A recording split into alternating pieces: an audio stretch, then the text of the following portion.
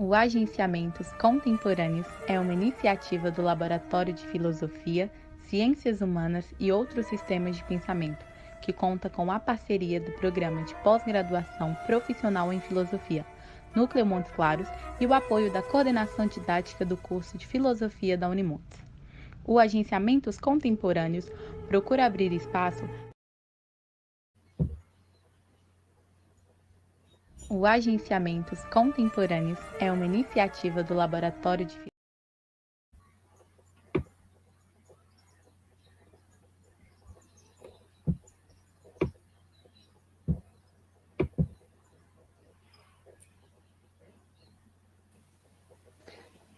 Quero começar a abrir a nossa primeira mesa da manhã, dando um bom dia a todos que estão aqui, a Amanda, que vai ser a nossa participante dessa mesa, e as pessoas que estão assistindo a gente no YouTube também.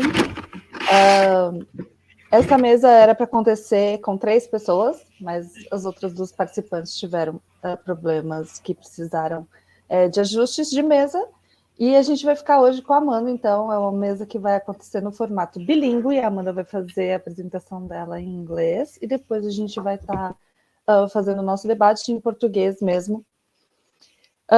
Quero agradecer mais uma vez o canal Agenciamentos Contemporâneos, que tem recebido a gente tão bem desde o ano passado, tem sido super parceiro do nosso encontro, e também a comissão organizadora, meus colegas da Unifesp, que trabalharam tanto para a organização desse evento sair, e está sendo uma honra e um prazer mais uma vez, mais um ano, trabalhar junto com vocês. Well, Amanda, please take your time. It's your time. It's your show time. I would like to ask you to introduce yourself, present yourself, and then you can take your time to do your speech about the political action in bell hooks. Wow, thanks, Monize. Bom dia, gente. Vamos ficar, então, entre o português e o inglês no dia de hoje. Aproveitar, então, também para agradecer a comissão organizadora, do qual, felizmente, nós somos parte, né? Eu e Monize, e também, enfim, uma série de pessoas incríveis do canal Agenciamentos, aliás, que tem dado um apoio super importante para esse evento ser possível de ser realizado. Em primeiro lugar, antes de eu passar a minha comunicação, eu gostaria de dizer que esse texto ele também está de modo bilíngue nos meus arquivos, então quem desejar ele depois em português eu terei prazer em enviar, tá bem? E aí daqui a pouco eu coloco o meu e-mail ali no chat para que vocês possam escrever se for o caso. Well, foi isso, então eu passo ao inglês. Hello everyone. I would like to thank Monize for her presence and mediation, the listener and the organizing committee who have shared this effort to build an international philosophy event with me. This communication is dedicated to the work of the 2 main people for my master research at the Federal University of São Paulo, Edson Teles and Alina Leal, my advisor and my co-supervisor. I apologize for my sometimes broken English, but it's a pleasure to communicate with people beyond Brazil. With that, I begin. To talk about bell hooks is first and foremost to speak of an existence that did not shy away from the political aspect inherent in each and every one of us. Gloria Jean Watkins, or Bell Hooks, as she is known through her grandmother pseudonym, was born in 1952 in Kentucky, in the south of the United States, at a time when segregation explicitly marked the possibility of existence for whites and blacks. The author mentions in the introduction to Teaching to Transgress that for working-class black girls, there were 3 paths to their destiny: get married, working as a maid, or becoming a teacher. Despite this, she mentions how much the life dedicated to the act of writing excited her, and how her teachers taught her that our devotions to study, to the life of the intellect, was a counter-hegemonic act, a fundamental way of resisting all white strategies of resist colonization. Holds the first link between practice and theory, a basic point in the construction of her works. She was not introductions to the concepts in an abstract way, because her teachers, almost of one her black women, were imbued with the mission, according to Hooks, of answers that the students fulfill their intellectual destiny and building up the race. To this end, they were close to everything that surrounds a student's life, their family, their social class, their religion, etc.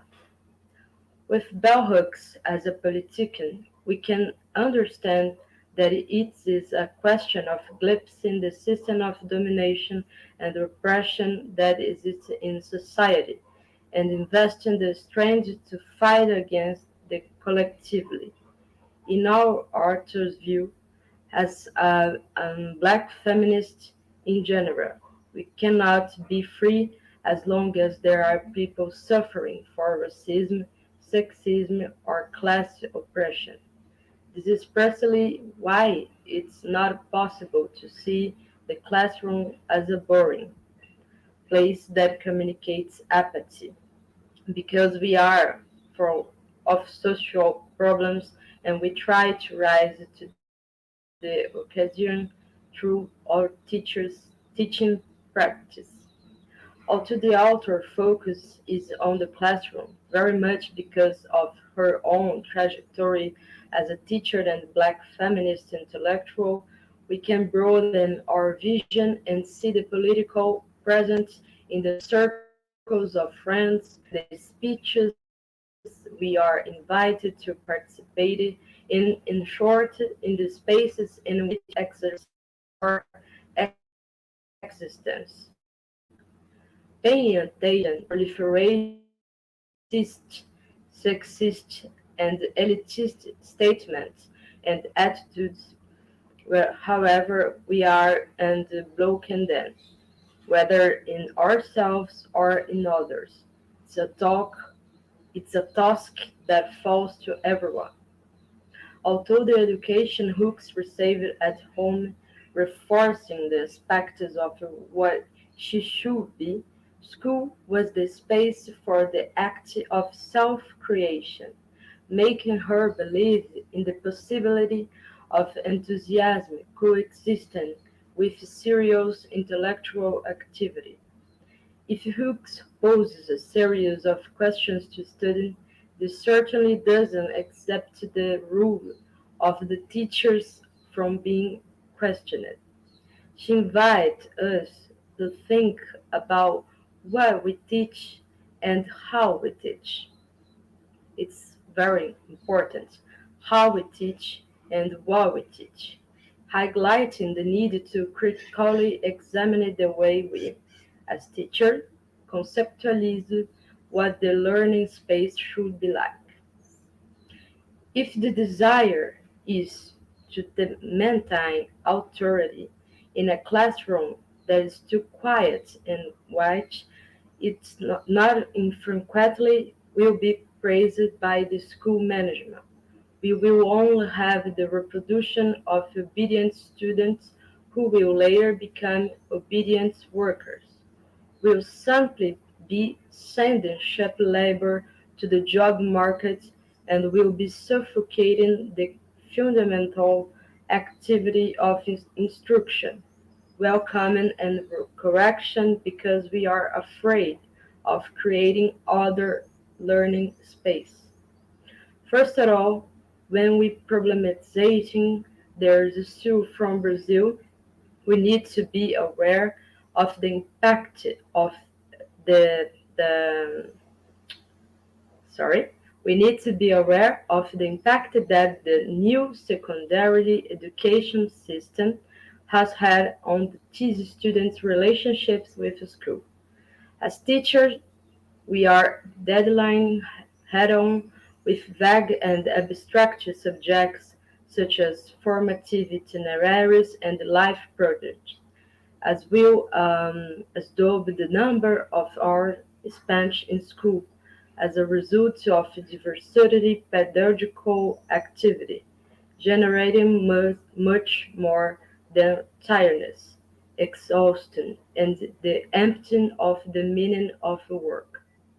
When we enter the classroom and have the courage to ask the student about their apathetic and bored face, every now and then we hear a less shy student say to us, "Teacher, what am I going to use these roads for?" At this point, we have a duty to open the discussion that has already taken place about dissatisfaction with the current way of teaching and think about ways of action to bring about the education we want. Listening to students is also about respecting cultural diversity and giving up on begin the supreme authority in the classroom. I am interested in think about how we can give up exerting our will at all cost and negotiating with the demands that arise from the existence of each subject involved in the learning process. An example of this could be seen in the reconsideration of faithfulness following teaching plan if a student raises a question that merits further theoretical development and which should have an impact on the individual praxis. Hooke said that we need to explain the intentions of courses based on an education for transformation more than ordinary courses, than of our needs for activity participation and the radical dimension of social transformation that these courses aim to achieve. Students don't need to worry about entering the classroom mastering the subjects in an intensely intellectual way, wanting to occupy the place of a privileged voice on a given piece of knowledge, not least because it doesn't exist in classroom based on critical thinking and reception, which encourages collective participation in speaking and analyzing the speeches produced in class. A minute.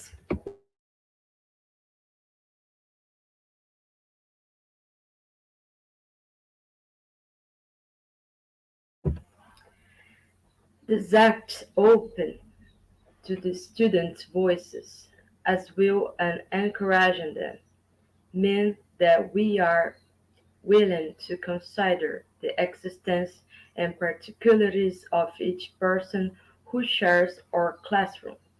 The challenge is certainly intensified by the absurd number of students we have in the same classroom in Brazilian public education, making the process of education for transformation more difficult. But despite the challenge, we need to be ready to launch ourselves into this talk with this strength and courage that being an educator demands of us. In this respect, I reinforce the importance of the patron of education, Paulo Freire, in bell hooks trajectory and for our time. Freire used to say that we cannot enter the struggle as subject in order to become subjects later. This phrase operates like a mantra in Hooke's life, including in her fight against colonization. In our case, this proposition calls us to think about how we how we have seen our students. With that, I move on to the final 2 points of the approach to teaching practice. Theory is a place of healing and pleasure as a constituent of the classroom. Bell Hooks said that she came to theory bruised and saw a place of healing in it. Her body was marked by segregation and by intellectual work in white school that did not consider sadness an important element to be faced in this relationship between practice and theory. It is in this sense that to speak of bell hooks as a black feminist intellectual is also to be invited to learn about her life trajectory.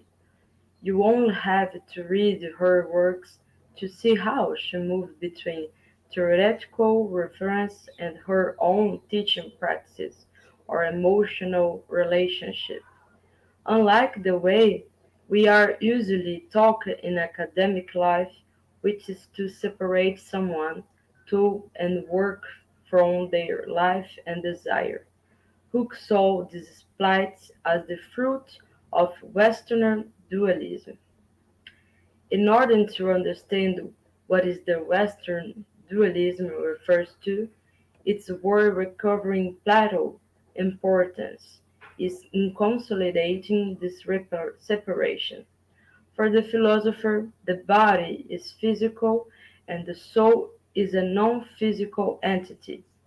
While we are alive, the soul animates the body, but when we die, its separation for the body and continues to exist.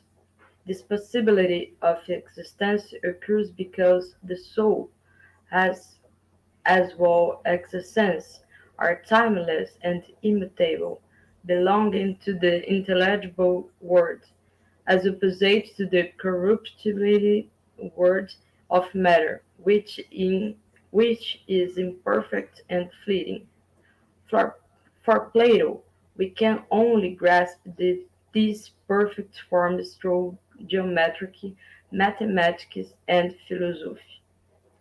Rogli speaks for from-ending the conceptual complexity present in Book Acts of Plato Republic. In the philosopher theories of form, we have a conception of the universal capable of establishing a relation between the world of matter and the intelligible world. Against this, Hooke emphasizes that we must give up a life supposedly dedicated only to the intellect, in reference to the intelligible world of perfect forms, because intellectual activity itself is fertilized by problems of matter, corruptibility, and this mutual cooperation between mind and body is inseparable.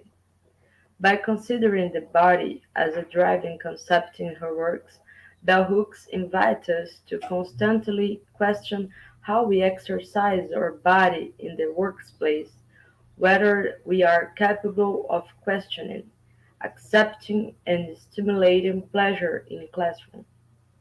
In this regard, I would emphasize the beautiful chapter Eros, Erotism and the Pedagogical Process in Teaching to Strangers. In it, the words invite us to think that despite the fears and anxieties that exist in every act aimed at social transformation, we are able to face them in a more surgical and strategic way if pleasure is considered, if eros is not ignorated in the process that drives us towards knowledge. Eros is the one who mobilizes and acts affectionate relationships between students and teachers in the process of seeking knowledge, but is also the force that aids our general effort at self-actualization. providing an epistemological foundation for understanding how we know what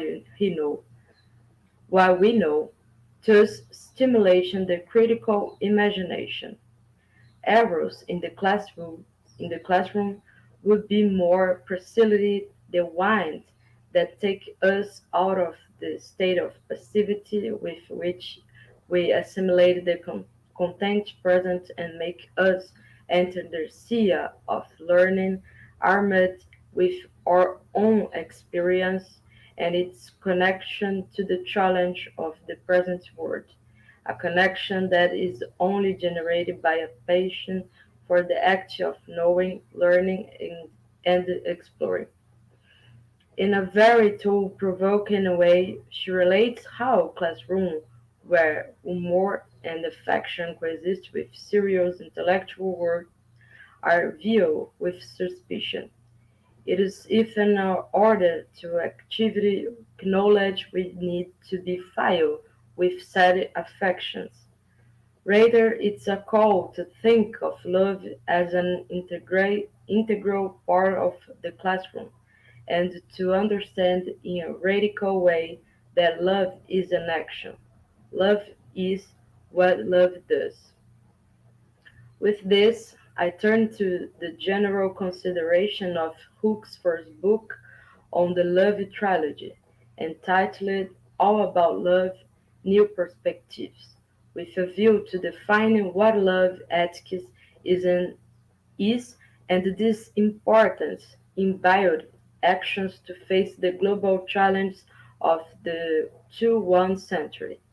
Confessedly, invited by the desire to love, Hooks points out that this desire has not made her lose her sense of reason, but has set her on a question to theorize about this place that seems to be the sometimes unconfessed quest of many people, despite the cynicism with which love is often viewed, and if it were mere a flood through someone's life and not a dimension of life whose importance is to be fully experienced.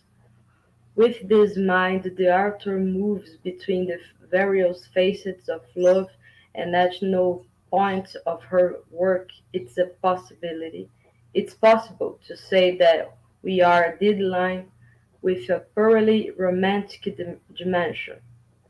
For bell hooks, love is an action, and this action is political, because it is the force capable of transforming all spheres of our lives. In other words, it is through love that we are able to lose the ties with which being ourselves to our own ego, to our individual desires, in order to finally experience a reconnection with the community.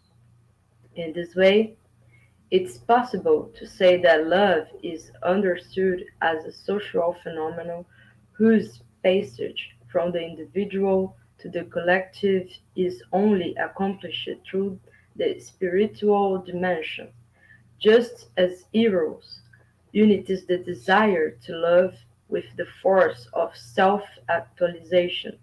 Love here makes the passage from the individual to the collective. For the author, the spiritual dimension refers to the union of the way we think and act in the world.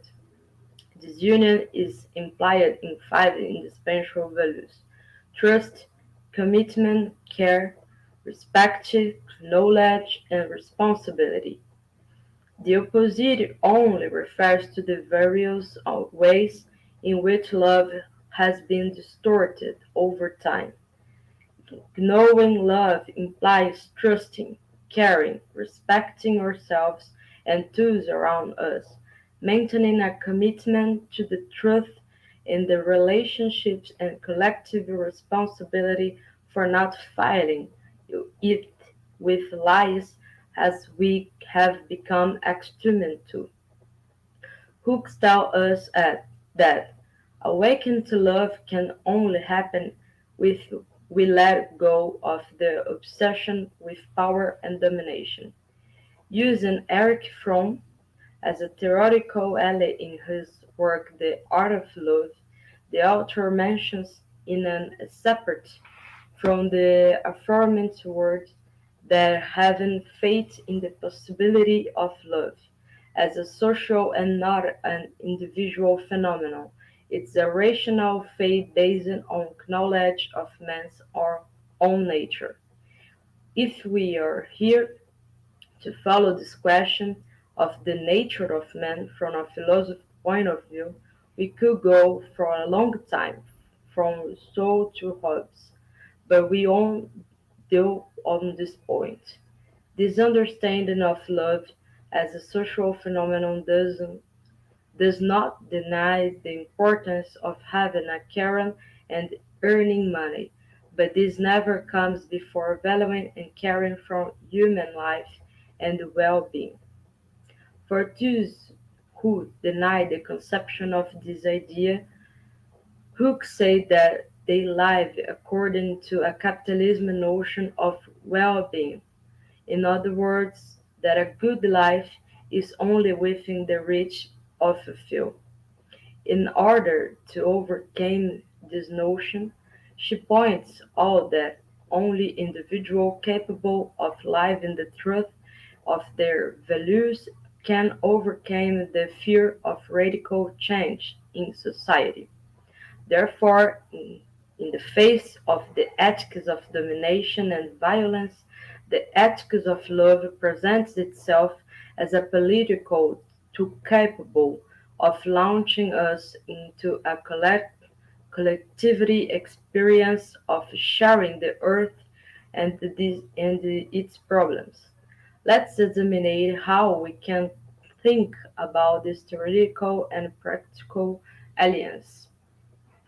When we think about the imperialist capitalist patriarchy of white supremacy, but above all, when we have to confront it, the first emotional reaction we have is not a love, but anger.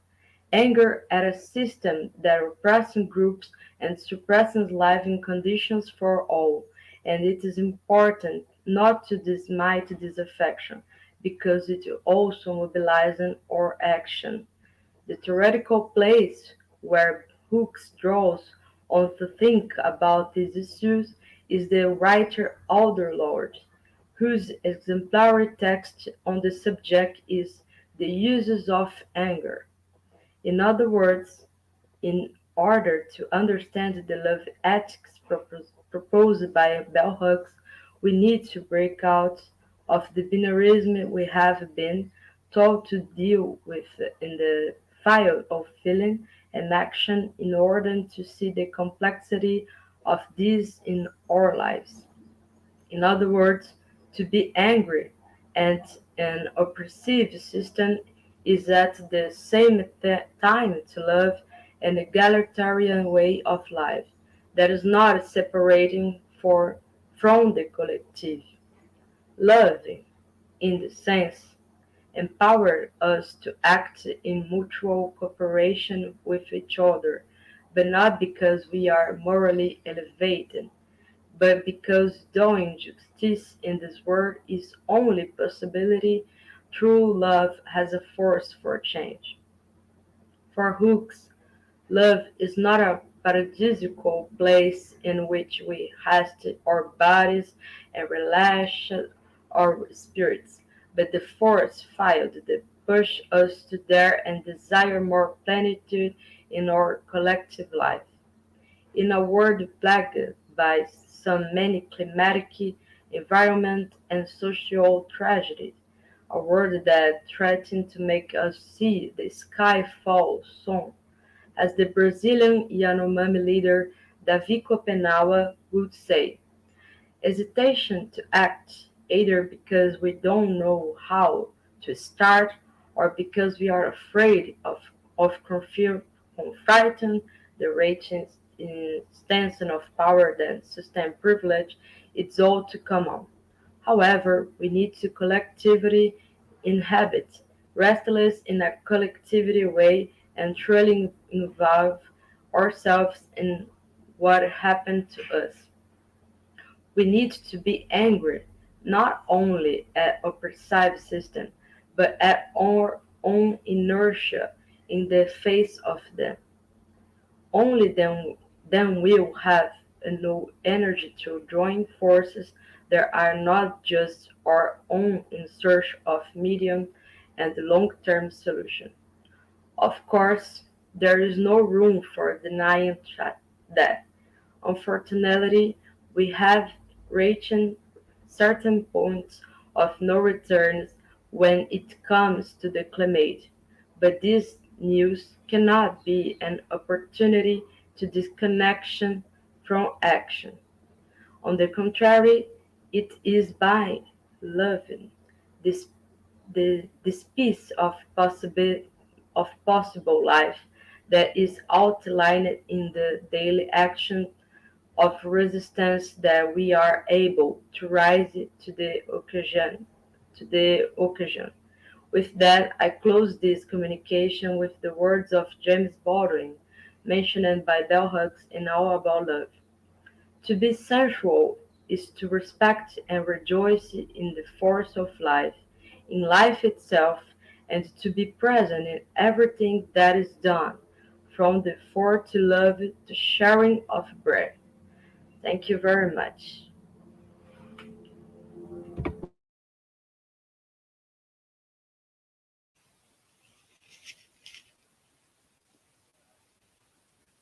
Amanda, que texto lindo o seu!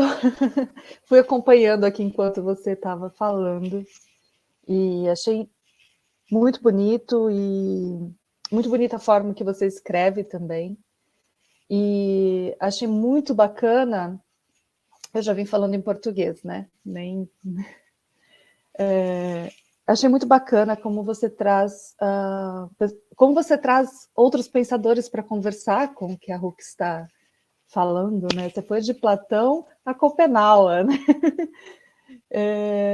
Eric Fromm, Paulo Freire, enfim, quanta coisa bonita no seu texto. A gente vai conversar em português mesmo agora, né? Você prefere? Tá certo. Eu fui anotando alguns pontos aqui que, enfim, que me foram muito interessantes. E eu acho que eu vou pedir para você falar um pouquinho sobre eles. Se mais alguém tiver alguma pergunta, algum comentário, alguma questão, pode colocar no chat. A gente vai conversando aqui com a Amanda, então. Eu achei muito interessante que quando você fala do ato, a ação política mesmo da Bell Hooks, né, na educação. Então, para além de ela ser uma feminista, que é um movimento político, né, que é um posicionamento político na sociedade, a ação política da Bell Hooks, ela passa pela educação e é especificamente na sala de aula, né, como professora. E você também é uma professora, você também é uma feminista, então eu queria que você comentasse um pouco sobre essa ação política dentro da sala de aula e como ela pode acontecer. A gente está vivendo tempos aí de, enfim, acusações de doutrinação e etc., né? Então eu queria que você comentasse um pouco sobre esse ato político dentro da sala de aula. Nossa, amor, questão interessantíssima, porque, de fato, a Bell Hooks, ela tem esse ponto de partida, né? Nós temos a trilogia do ensino, composta por Ensinando a Transgredir, Ensinando Pensamento Crítico e Ensinando Comunidade, e a trilogia do amor dela, né? Que, no caso, é tudo sobre o amor, salvation and communion.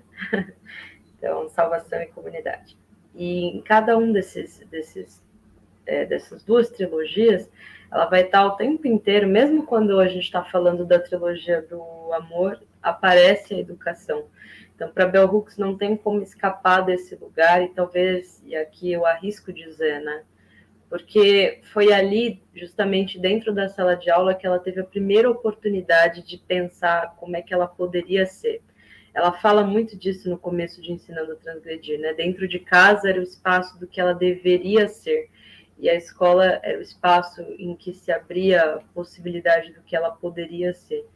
E eu vejo que isso mobiliza muitos estudantes até hoje, porque quando nós chegamos dentro da sala de aula com essa perspectiva feminista, e aí eu me coloco dentro dessa, e lá pelas tantas, não no comecinho do curso para não assustar ninguém, mas lá pelas tantas, lá pro, sei lá, abril, assim já tá bom, abril, maio, a gente já pode começar a iniciar essa conversa, porque é isso, tem resistência de algumas partes, até por conta das mídias, né, que eles ouvem sobre o que é uma feminista. Eles imaginam que são aquelas mulheres que odeiam os homens e que vão querer tirar todos os meninos da sala, aquelas coisas bem simplistas que você também, como uma mulher feminista, já deve ter se deparado, né? Enfim. Então, lá pelas tantas, eu coloco essa perspectiva, eu acredito que isso é muito interessante do ponto de vista que ser feminista é desejar uma certa espécie de igualdade, né, entre os gêneros, no qual não é possível pensar que, mais uma vez, a gente esteja obcecada pelo poder. Eu acho que a Bell Hooks, ela me interessa sobretudo aí. Ela não se apaixona pelo poder. E o Foucault fala disso, né, lá no prefácio a Uma Vida Não Fascista, para o livro do Deleuze do Guattari, ele fala, né, preciso não se apaixonar pelo poder. Eu acho essa uma das forças assim políticas mais importantes, que apesar de estar aquém do Foucault, e isso nem ser relevante para Bell Hooks, mas ela coloca isso na obra dela, isso é evidente na obra dela. Não como uma coisa intencional, né, que ela faz, eu não vou me apaixonar pelo poder, mas o próprio fato dela estar comprometida com a mudança de um mundo de um modo tão sensível, né? A escrita da Bell Hooks é muito sensível, e justamente ela traz muitos autores para dentro do texto dela, por isso eu acabo mencionando também, e sou contagiada pela escrita da Bell Hooks, né? Quando ela fala, então, disso, ela está propondo um mundo que considera que a ação política é possível dentro da sala de aula, porque amar é um ato político, educar é um ato político. Nesse sentido, a nossa existência ela é política, né? E não tem como se furtar isso. O que dá para fazer é... A Bell Hooks ela vai colocando mais ou menos quase que em dois caminhos, assim.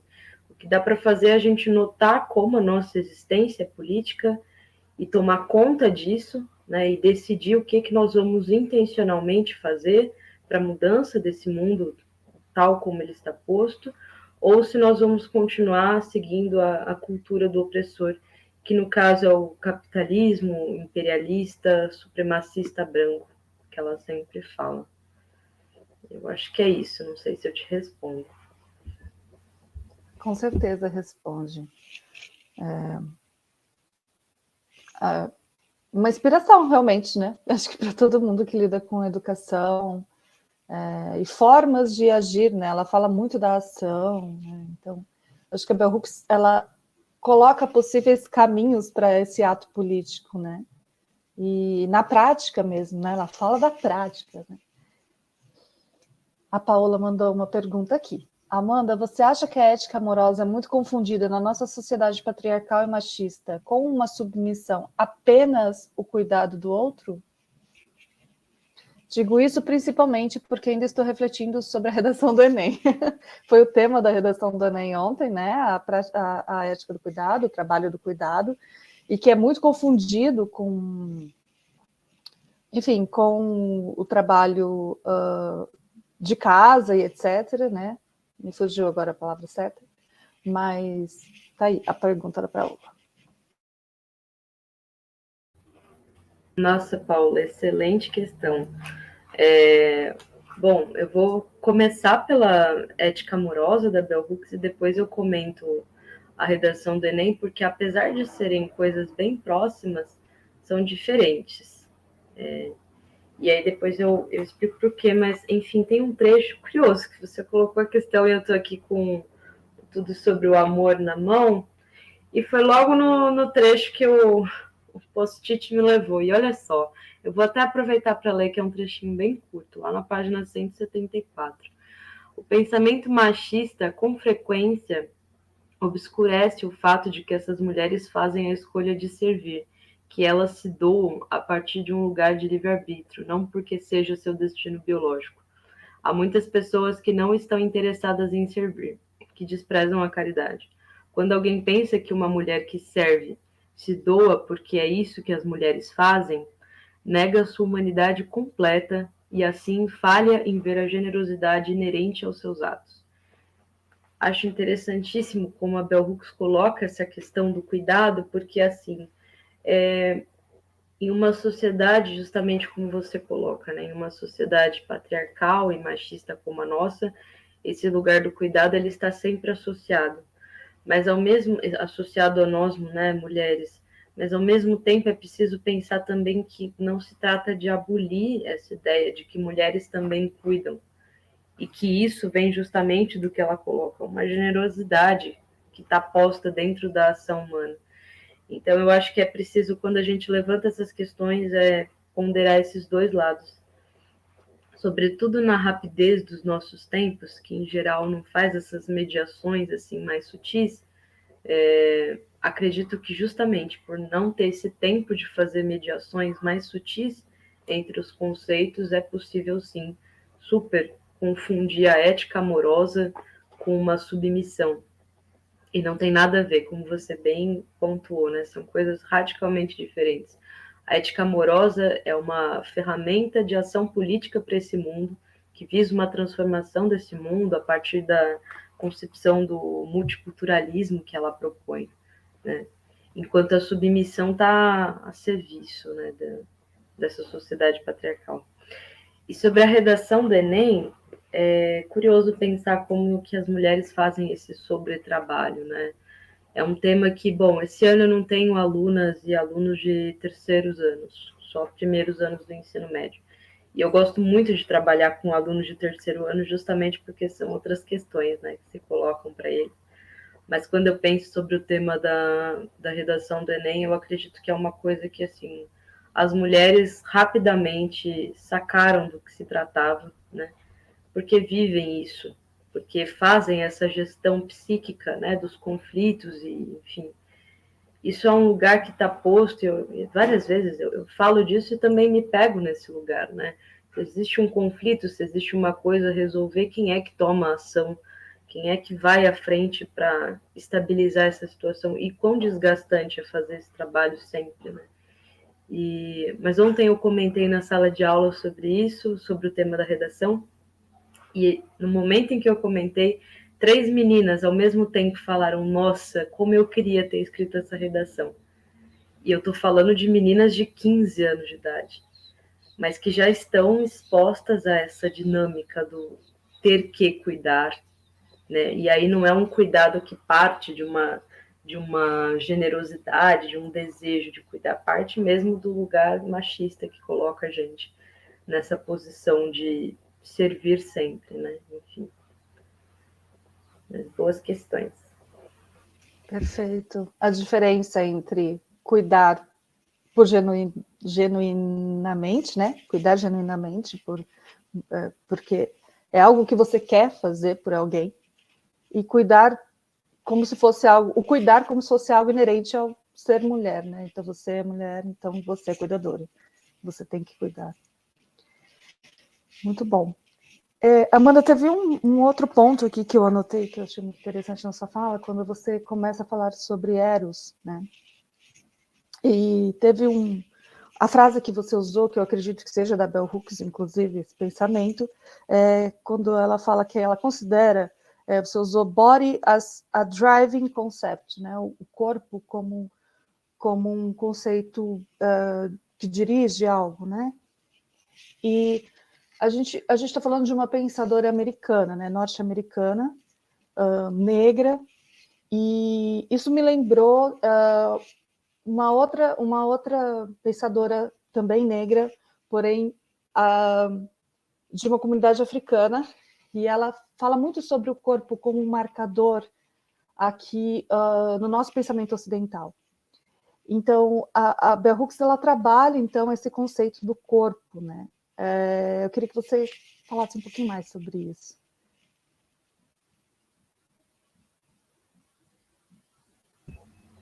Perfeito. Bom, em primeiro lugar, quando a Bell Hooks fala de corpo, ela está falando de teoria. Então, ela diz que ela chegou à teoria machucada. E o que estava machucado é esse corpo dela. Machucado em que sentido, né? Se a gente relembrar um ponto que eu acabei mencionando em algum momento da fala, ela diz o quê? Que a casa era o espaço do que ela ia ser. E esse excesso do dever é o que colocava ela nessa posição de eu preciso chegar esse espaço de teoria sempre implicado na obra da Bell Hooks. Eu acho esse ponto que você tocou muito interessante, porque como esse, né, sobretudo raça, gênero e classe, tem sido o meu recorte principal no mestrado, eu tenho visto como os textos que envolvem esses temas são escritos por pessoas que são ou negras ou mulheres, enfim, qualquer um desses grupos minoritários que nós temos, como o corpo está sempre presente de algum modo. Não existe essa possibilidade de uma fala universal, assim. Quando a Bell Hooks está falando dessa dor, é uma dor que parte da experiência de um estudante que ela teve, ou então dela própria enquanto estudante, ou dela própria enquanto professora. Mas ela não fala justamente só de dor, né? Falar de Eros é justamente falar de uma força capaz de nos mobilizar para um outro mundo, né? Para uma outra possibilidade de ação neste mundo, melhor dizendo.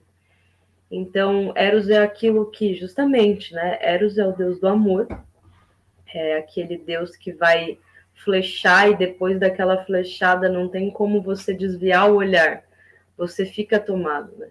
Nesse sentido, eu acho que o Eros da Bell Hooks assim, me flechou muito, porque depois que eu comecei a ler ela, de fato, parece que eu não consegui mais muito desviar o olhar das questões que ela está propondo. Ela me apaixonou, nesse sentido de... ela levanta questões que, depois que ela abre teus olhos para ver aquilo, parece que você não consegue mais fingir que você não viu. E eu sei que é exatamente isso que ela quer. Ela é intencional nesse sentido. E ela deixa claro isso. Ela fala nas entrevistas, né? E é muito engraçado, porque eu não vou me lembrar qual foi a entrevista, mas teve um entrevistador que perguntou para ela, mas você deseja que seus livros virem best-sellers? Ela publicou muita coisa, né, ao longo da vida. Vários e vários livros que ainda estão sendo traduzidos e tudo mais. E aí ela dizia, é claro que eu quero, que vire teatro, que vire cinema, que vire, enfim. Então ela tinha essa ideia que é muito curioso que nós temos uma espécie de repressão às mulheres quando elas desejam ocupar vários espaços. Então é isso, o Eros da Bell Hooks a levava para essa busca constante. Perfeito. Tem uma pergunta do Vinícius aqui. Existe emancipação efetiva das mulheres nos marcos de uma sociedade capitalista? Acho que você pode responder, Amanda. Olha, e essa eu passo para você também, senhora Monize, porque eu sei que a senhora também pesquisa feminismo. Vinícius, obrigada pela questão. Então, eu precisaria primeiro entender o que seria essa emancipação efetiva, porque talvez esse seja um conceito importante para eu poder te responder de um melhor modo. Mas, em linhas gerais, dentro de uma sociedade capitalista, o que nós temos são espécies de linhas de fuga possíveis. É isso que eu enxergo como possibilidade. É claro, quando eu falo de linha de fuga, eu estou me remetendo a dois autores que fazem parte da minha trajetória acadêmica, da maneira também como eu enxergo e levo a vida, que é Gilles Deleuze e Félix Guattari, né?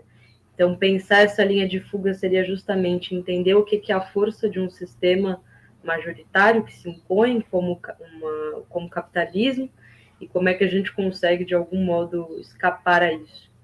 Mas aí tem um ponto importante, né? Essa saída não pode se dar de um modo individual, então não existe liberdade, né, feminina enquanto houver uma mulher que ainda esteja sofrendo opressão, né? E alcançar isso na medida em que tem que ser um horizonte político para que a gente, né, mobilize a nossa ação enquanto mulheres, né, que penso o movimento feminista, isso também não pode deixar de ser uma constatação de que dentro do capitalismo o que nós temos são diferentes maneiras de sufocamento da vida, sufocamento da liberdade, do tempo. Então, é preciso fazer uma luta com o real, nesse sentido, pela emancipação das mulheres, sabe? Não sei se você gostaria também, Monize, de comentar um pouco sobre essa questão, achei interessante. É interessante mesmo, e eu acho que é bastante... Enfim, eu acho que é bastante fundamental essa questão quando a gente pensa no feminismo como um movimento político mesmo, né? Como ele deve ser, eu acredito. A minha resposta é que não. Eu concordo com a Amanda, eu acho que não. E dentro do feminismo que eu acredito, né, a gente, enfim, tem várias teóricas que podem dar base para esse pensamento, mas me veio agora na cabeça o livro, a obra da Silvia Federici, né, quando ela fala do ponto zero da revolução. É realmente você realmente você destruir a estrutura que já existe e recomeçar, reerguer, do ponto zero mesmo. Eu não sei se vocês estão me ouvindo, parece que eu caí, eu acho.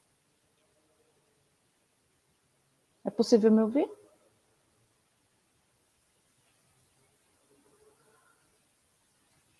É? Perfeito. Acho que eu dei uma travada, mas eu já voltei. Ah, tá. Eu não sei se foi você ou se fui eu que travou aqui. Eu achei que tinha sido eu. Bom, não sei se eu consegui responder, se deu para me ouvir o tempo todo na resposta, mas eu acredito que não. Acredito que a gente precisa realmente rever as estruturas que mantêm a opressão. E eu acho que não só a emancipação das mulheres, mas a emancipação de qualquer grupo oprimido, ela não vai ser efetiva, ela não vai ser plena dentro dessa estrutura. Eu não acredito que isso seja possível. Bom, acho que do chat, deixa eu ver se tem mais alguma pergunta aqui. O Vinícius, tá bom. Bom, eu vou voltar, então. A gente ainda tem um tempo, Amanda. A gente pode conversar mais um pouquinho? Como você está? Sim? Então, eu vou voltar agora para a sua fala, sobre quando você fala do... A Bell Hooks tem um livro inteiro dedicado a esse tema, né? Mas eu acredito que ela perpassa isso em vários, que é o amor, né? Love is an action. O amor é uma ação. E teve um ponto que você falou também da raiva, né? De como ela fala da raiva. Então, a gente costuma colocar o amor e a raiva como sentimentos antagônicos, né? Opostos. Mas a raiva, ela também pode, né? Acredito que ela também seja um motor de ação, né? E aí eu queria que você comentasse sobre isso, né? A ação do amor e a raiva também, como ela coloca na obra esses dois sentimentos que movem a ação. Questão muito interessante. Aqui eu acho importante aproveitar que a gente está no evento de filosofia, né? Fazer uma remissão ali ao Spinoza, né? O Spinoza ele vai falar dos afetos alegres, né? Então a paixão, enfim, aqueles que vão aumentar a potência do nosso corpo. E os afetos tristes, ao contrário, né? São justamente aqueles que vão diminuir a potência do nosso corpo. E aí ele coloca a raiva dentro desse conjunto de afetos tristes. E é curioso, porque para Bell Hooks, a raiva, justamente como você falou, ela pode ser um motor da alegria, no sentido de é preciso estar tomado, né, com a sua energia investida para a transformação de alguma coisa, para que de fato você consiga ver aquilo no mundo prático. Ela tem justamente, né, um pensamento político nesse sentido. Só que ela não deixa de considerar, e isso eu acho muito importante, porque apesar de não estar escrevendo desde a psicologia ou desde a psicanálise, ter o corpo tomado de raiva e de ódio também é provocar uma violência contra si próprio, né? Ou seja, a raiva ela não pode ficar estagnada nela mesma, ela precisa estar direcionada a uma mudança, né? Então, nesse sentido, é importante considerar ela enquanto esse processo.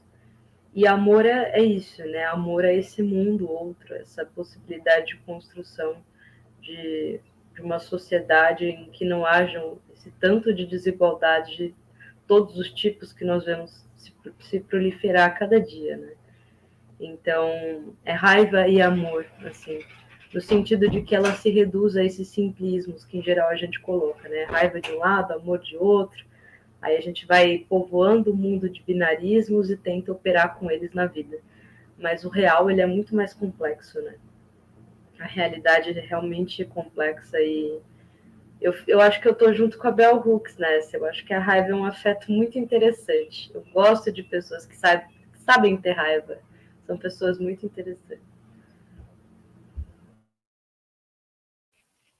Muito bom. Afetos, né? A raiva também é um afeto. Acho que você usou a palavra certa. Amanda, eu tenho... deixa eu dar uma olhadinha aqui no chat, se tem mais alguma coisa. Eu acho que daqui não veio mais nenhuma pergunta, e eu já coloquei os pontos que eu queria te ouvir. Tem mais alguma observação, alguma coisa que você queira trazer? Pode ficar à vontade se tiver mais algum comentário. Obrigada pelo espaço, Mo. Foi ótimo participar dessa mesa com você. E o que eu posso dizer para as pessoas é que leiam Bell Hooks, conheçam a obra de Bell Hooks, não só a trilogia do ensino, nem só a trilogia do amor.